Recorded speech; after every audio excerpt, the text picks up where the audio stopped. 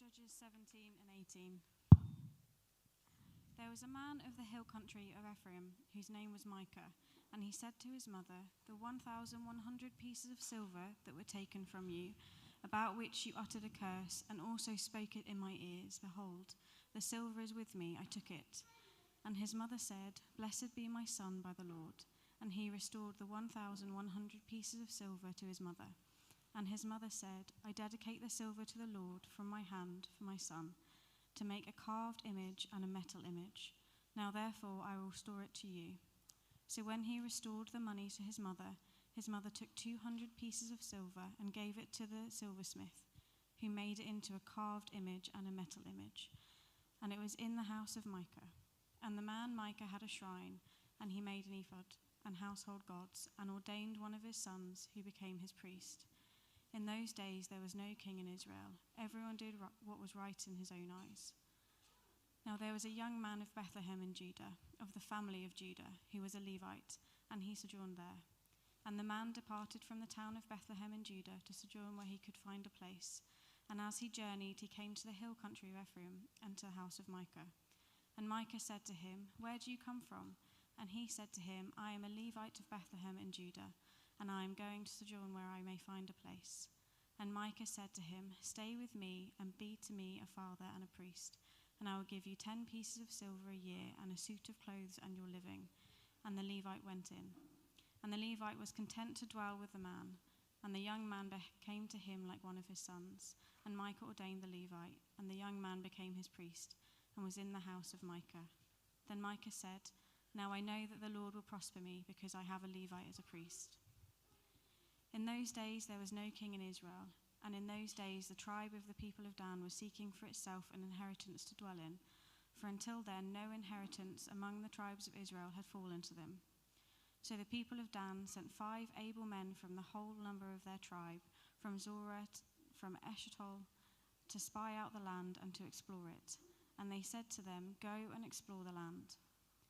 And they came to the hill country Ephraim, to the house of Micah, and lodged there. When they were by the house of Micah, they recognized the voice of the young Levite, and they turned aside and said to him, "Who brought you here? What are you doing in this place? What is your business here?" And he said to them, "This is how Micah dealt with me. He has hired me, and I have become his priest." And they said to him, "Inquire of God, please, that we may know whether the journey on which we are setting out will succeed." And the priest said to them, "Go in peace. The journey on which you go is under the eye of the Lord."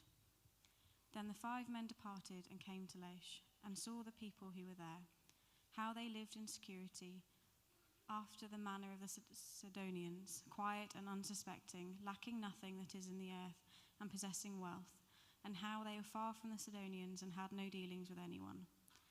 And when they came to their brothers at Zorah and Eshtaol, their brothers said to them, "What do you report?" They said, "Arise, and let us go up against them, for we have seen the land, and behold, it is very good." "And will you do nothing? Do not be slow to go, to enter in and possess the land. As soon as you go, you will come to an unsuspecting people. The land is spacious, for God has given it into your hands, a place where there is no lack of anything that is in the earth." So 600 men of the tribe of Dan, armed with weapons of war, set out from Zorah and Eshtaol, and went up and encamped at Kiriath-Jearim in Judah. On this account the place is called Mahanadan to this day. Behold, it is west of Kiriath-Jearim. And they passed on from there to the hill country Ephraim, and came to the house of Micah. Then the 5 men who had gone out to scout out the country of Laish said to their brothers, "Do you know that in these houses there are an ephod, household gods, a carved image and a metal image? Now therefore consider what you will do." And they turned aside there and came to the house of the young Levite, at the home of Micah, and asked him about his welfare. Now the 600 men of the Danites, armed with their weapons of war, stood by the entrance of the gate. And the 5 men who had gone to scout out the land went up and entered, and took the carved image, the ephod, the household gods, and the metal image, while the priest stood by the entrance of the gate with 600 men armed with weapons of war. And when these went into Micah's house, and took the carved image, the ephod, the household gods, and the metal image, the priest said to them, "What are you doing?" And they said to him, "Keep quiet. Put your hands on your mouth and come with us, and be to us a father and a priest. Is it better for you to be a priest to the house of one man, or to be a priest to the tribe and clan in Israel?" And the priest's heart was glad. He took the ephod, the household gods, and the carved image, and went along with the people. So they turned and departed, putting the little ones and the livestock and the goods in front of them. When they had gone a distance from the house of Micah, the men who were in the houses near Micah's house were called out, and they overtook the people of Dan. And they shouted to the people of Dan, who turned round and said to Micah, "What is the matter with you, that you have come with such company?" And he said, "You take my gods that I have made, and the priest, and go away, and what have I left? How then do you ask me, what is the matter with you?" And the people of Dan said to him, "Do not let your voice be heard among us, lest angry fellows fall upon you, and you lose your life with the lives of your household." Then the people of Dan went their way, and when Micah saw that they were too strong for him, he turned and went back to his home. But the people of Dan took what Micah had made, and the priest who belonged to him, and they came to Laish, to a people quiet and unsuspecting, and struck them with the edge of the sword, and burned the city with fire. And there was no deliverer, because it was far from Sidon, and they had no dealings with anyone. It was in the valley that belongs to Beth Rehob. Then they rebuilt the city and lived in it. And they named the city Dan, after the name of Dan their ancestor, who was born to Israel. But the name of their city was Laish at first. And the people of Dan set up the carved image for themselves, and Jonathan, son of Gershom and son of Moses, and his sons were priests to the tribe of the Danites until the day of captivity of the land.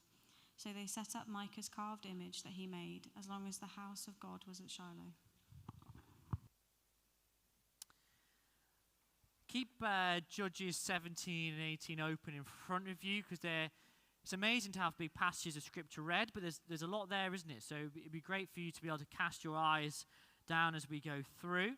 But first, I just want to talk about Jamie Oliver.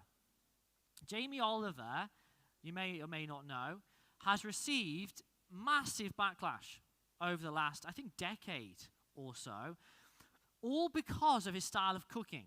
You see, Jamie Oliver, he likes to make authentic meals. He likes to experiment with them. That's the problem. He experiments. So he takes a traditional meal and he thinks, well, you know what, I don't really like that bit of it, so I'm going to get rid of it. And I like this from somewhere else, so I'm going to add it in, and I'm going to do the whole authentic dish my way. And as you can imagine, in doing so, he's managed to upset a whole plethora of cultures and communities. First, it was the Jamaican community who were aghast because his jerk rice contained no jerk seasoning at all. Then he tried making jollof rice, but said, I don't want a tomato base, I'm going to use lemon and coriander. Then he used a saucepan to cook his fried rice instead of a wok, and garnished it with chili jam. And then the most controversial of all, he added chorizo to his paella. Now, you might not think that sounds like a big deal to you, but the Spanish community were up in arms. He actually received death threats for this last one, because this meal is part of their national identity, and you can't just pick and choose bits. You can't just pick the bits you like and get rid of the bits you don't. If you change the ingredients, you are fundamentally changing what the thing is. You can't call it jerk chicken anymore if it's got no jerk seasoning in it. You can't pick and choose and then keep calling it the same thing. Now, you may have guessed, I'm not just talking about cooking here. Because what I want to suggest to you is that this Jamie Oliver style of cooking is exactly what we are like. This is what our culture is like. We live in a pick and choose culture. See, there's no set way of doing things anymore. What's good for you might not be what's good for me, and so I'm going to do things the way that I want to do them. We're consumers. We consume, and what we consume is based on what we think is best for us. You know, there's no set recipe for life. I'm going to pick and choose the lifestyle that best suits me and my needs and my values, and if something aligns with that, it stays, and if I don't like it, it's gone. But where does this lead us, this pick and choose lifestyle? If we are left to our own devices, if we're left to kind of pick and choose in life, where do we end up? Well, I think that's exactly what Judges 17 and 18 shows us. What we see here is, like us, Israel has a pick and choose culture. You remember that there's a key phrase in the book of Judges. Everyone did what was right in their own eyes. Whatever they thought was right, that's what they did. And where does that lead us? Got one main point from these two chapters, but I'm going to split it into two halves. One point, but here's the first half of it. The first thing we see with a pick and choose culture is that it means you end up worshipping a god of your own making. A god of your own making. Now, you may have noticed it as we had it read this week. Judges takes on a whole new feel for these last few chapters. If you've been with us the past 7 or 8 weeks, you would have got used to a pattern. There's a pattern in Judges of the people turning away from God, and then persecution happening and oppression, and then they cry out, and God sends them a judge, and he rescues them. Well, that's not happening anymore. This repeating spiral that's been getting worse and worse and worse has changed. There's no more enemies, you may have noticed. There's no more crying out. There's no more judges to save people. Essentially, that spiral has hit rock bottom. This is the bottom of it here. We are at the lowest possible point. And we're introduced to this man called Micah.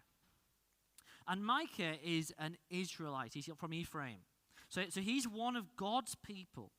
And as you read about him, you realize he comes across as he's a pretty average bloke, in the sense of he's not really good, but he's not really bad either. He brings back a load of stolen silver, but also he was the one that stole it in the first place. Regardless, his mum's so happy that he returns the silver that she blesses him in the name of the Lord. And she says, why don't we turn the silver into an image, an idol? And you can put it in a shrine in your house, and you can keep that feeling of being blessed and thankfulness for bringing it all back. And Micah is obviously very pleased, and he thinks, great, this is brilliant. Why not? I like being blessed. Why not have this kind of permanent blessing in my house so I can access it whenever I want?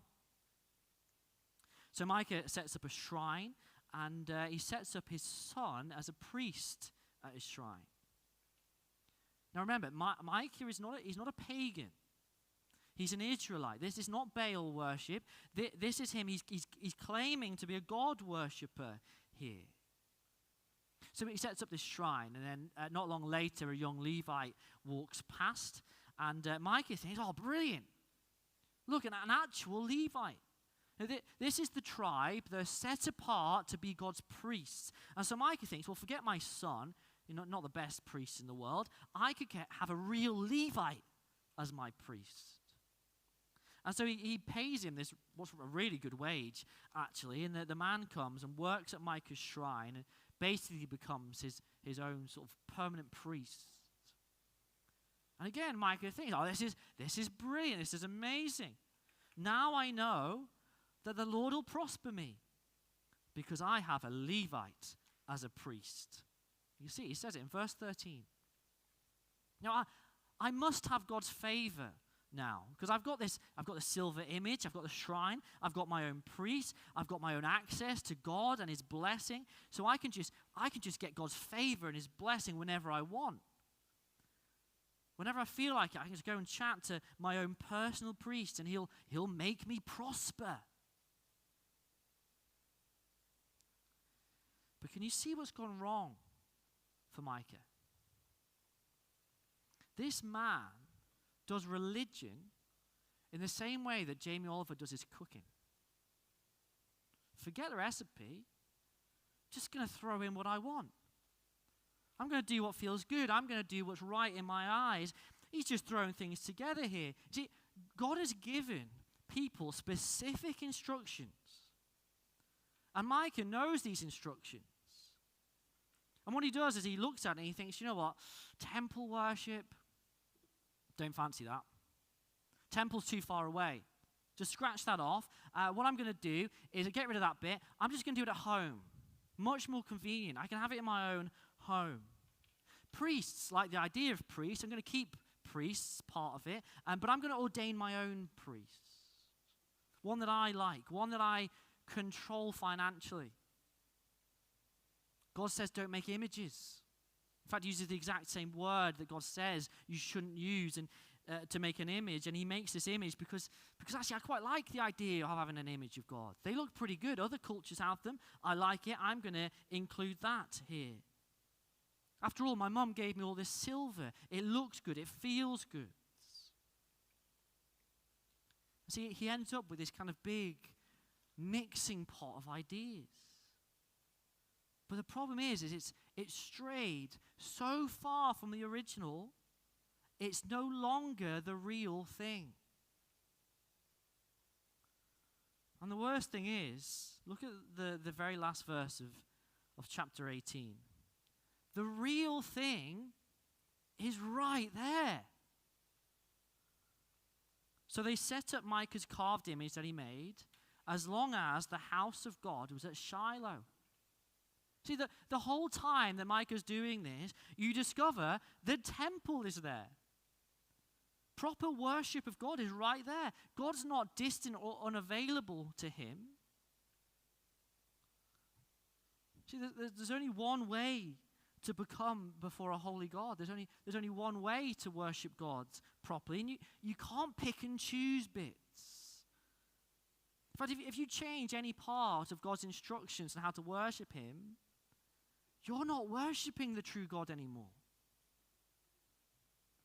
In fact, what he's doing now, Micah, is he's worshiping a God of his own making. Do you see that? Look at verse 13 again. Now I know the Lord will prosper me. See, he's come up with his idea of what God is like, and this God that he's come up with, its primary goal and purpose is to make Micah feel good. He's created a God that serves him. And this isn't just Micah, by the way. In a moment, you'll see that this is the whole of Israel at this point. Israel has drifted so far from God that the worship of God is no longer recognizable. It's no longer the real thing. It's become this pick and choose religion. This is what happens when people are left to their own devices. This is what we see today, isn't it? This pick and choose culture where we have gods of our own making. Instead of serving God, we have gods that serve us. You know, I'll take the bits I like. I'll get rid of the bits I don't like. Now, I don't like the idea of God. Don't want a God, but I like the idea of heaven. I like the idea of being a happy place that I can go. Spirituality, crystals, mindfulness. If something feels good and makes me feel good about myself, then I'm going to do it. See, these are just gods of our own making. These are gods that are simply there to make us feel good about ourselves. No, crystals will never say no to you, will they? You'll never get rebuked by these gods. They'll never tell you you're wrong. And so you can see why people like them. People like a pick and choose religion. But remember, Micah is an Israelite. He's one of God's people. Can we do this in the church? What about the church? What about when people say, actually, I want a God of love, but I don't want a God of judgment? Or, God is a God of love, and so he's happy with me the way I am. I want a church that accepts me no matter my lifestyle. The most important thing is that I'm happy. That's what God wants. God just wants me to be happy. That's his biggest concern. see that? It's a pick and choose. It's a pick and choose religion. It's a pick and choose culture. But the problem is that it's the same one that Micah has, is that, well, actually, that's not God anymore. That's not the God of the Bible. That's a God we've made. That's a God of our own making, a God that serves me and makes me feel good about myself. A God that lets me live however I want to live. It's our world, isn't it?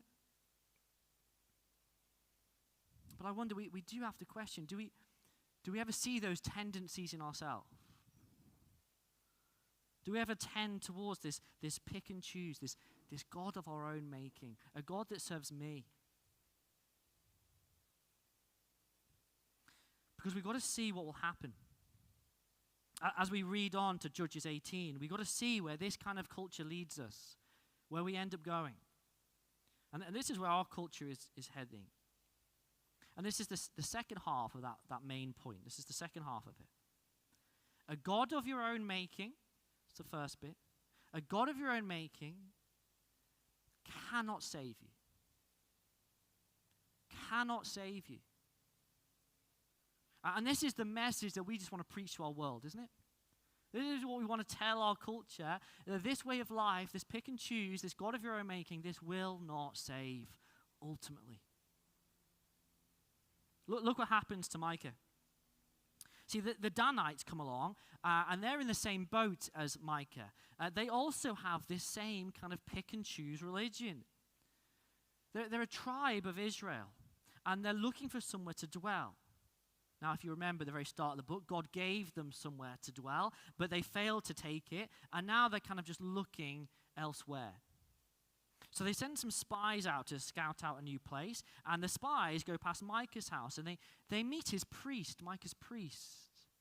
And the priest gives them basically what they want to hear. He gives them a really encouraging message, tells them to go and take this place, Laish. So then they go back home, they raise some troops, and they come to take this new land. On the way past, they obviously go past Micah's house again. And they see the shrine, and they see the priest, and they think, do you know what? He's got a pretty good setup here, Micah. And last time we were here, it made us feel good. They gave us blessing.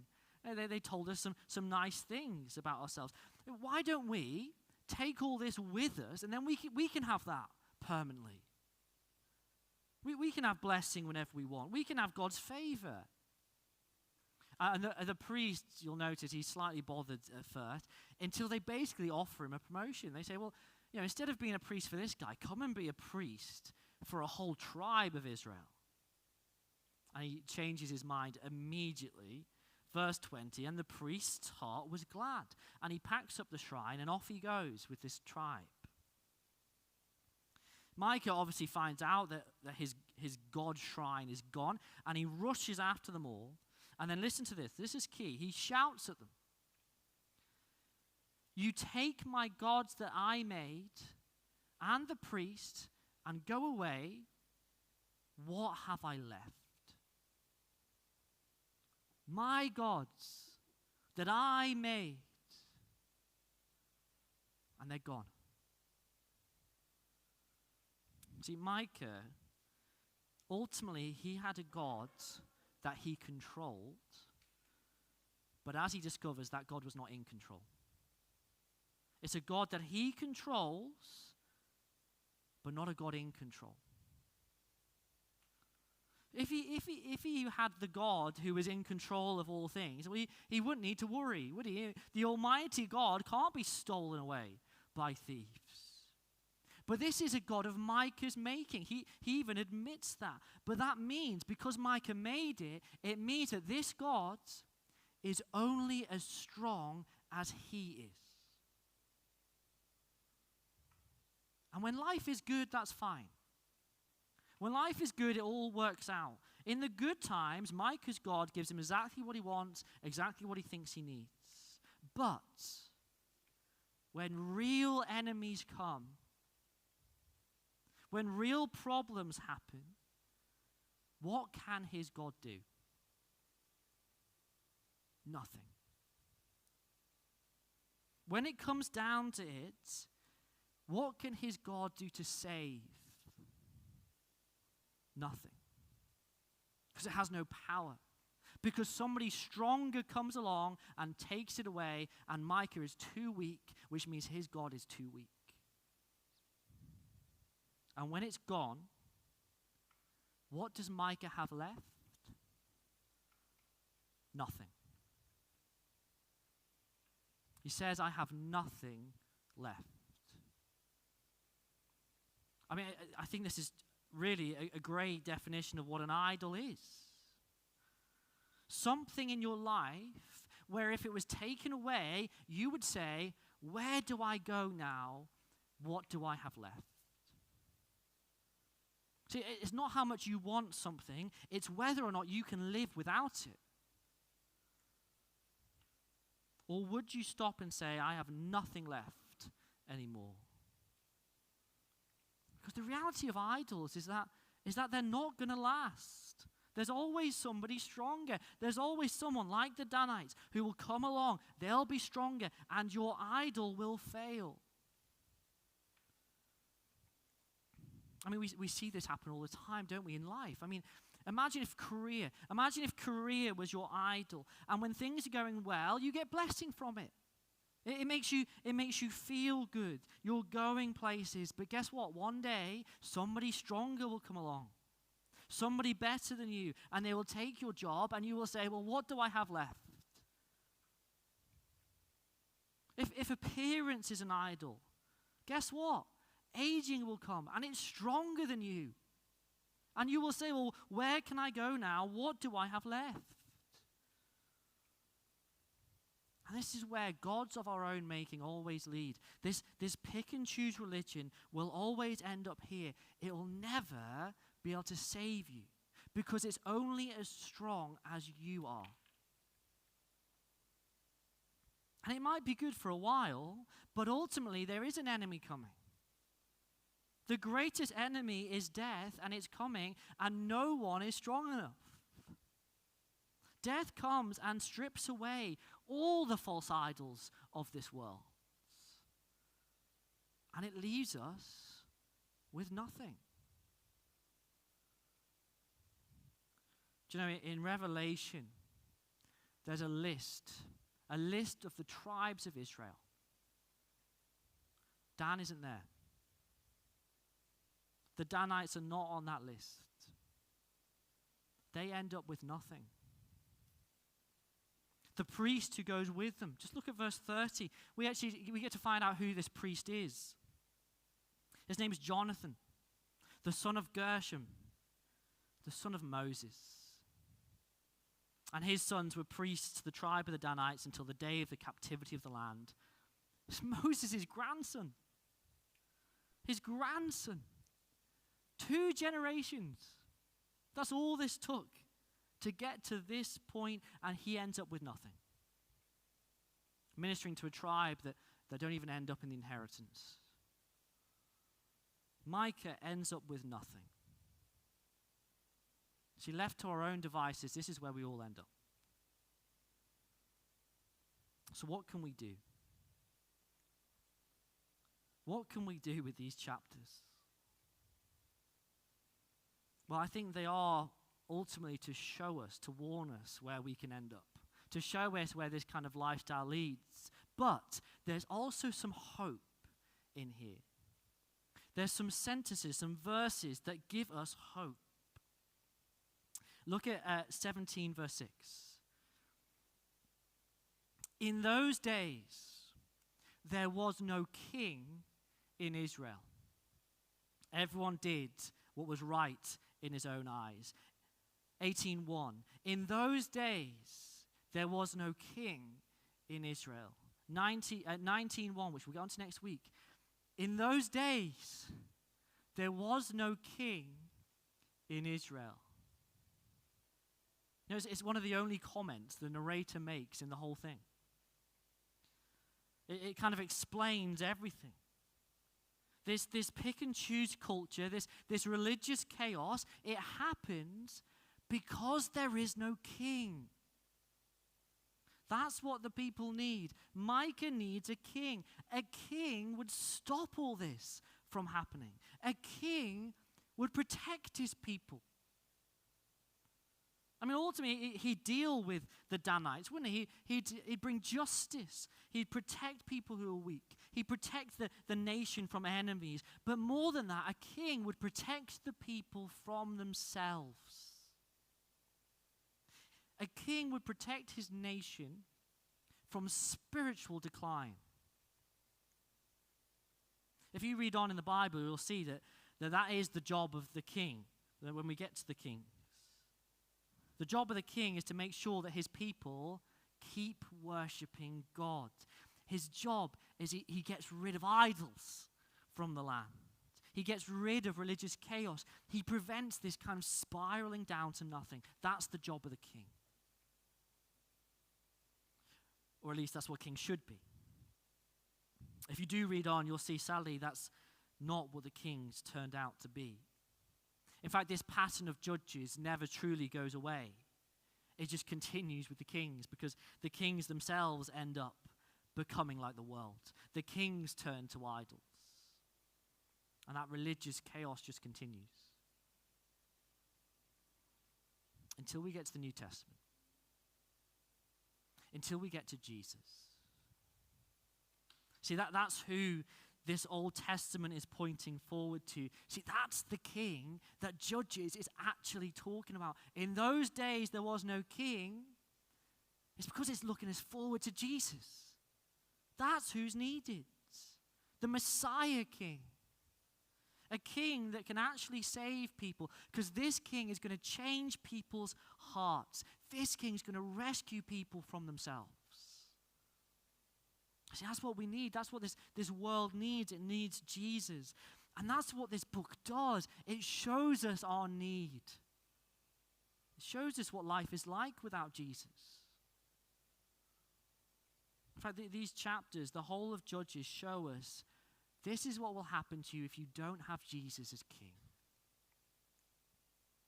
We end up doing what's right in our own eyes. We end up creating idols. We have idols who can't save us, idols that leave us with nothing. And we should just read this and we should be thinking, we want a king, right? That was what we should be yearning after as we read these chapters. This world needs a king. It needs Jesus.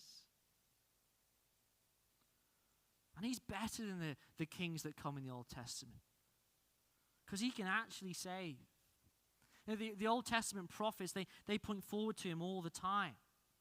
They say, look, here is a king who can actually make his people righteous, who gives his people new hearts so that we can worship him. He writes his law on our hearts so that we can keep it. He removes idols. He gives us new minds. He pours out his spirit.